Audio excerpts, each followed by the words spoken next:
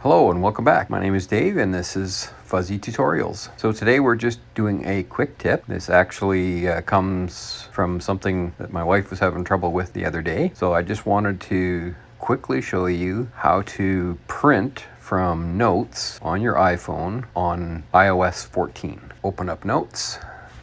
To actually print something, they've moved it to an odd location and it's not very intuitive.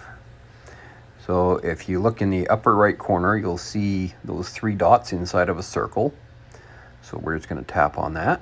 And then we're going to go down to Send a Copy.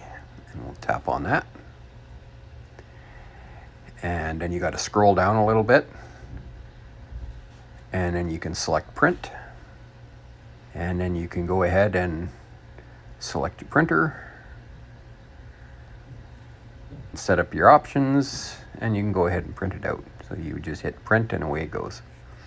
Now this is assuming that you have a wireless printer set up, of course. All right, that's it for this tutorial, folks. I just thought a few of you might be having trouble figuring out how to do that in the new iOS 14. So thank you for coming and checking it out. If you like what we're doing, please hit that thumbs up and make sure you subscribe and hit that notification bell. Thanks for coming. Bye for now.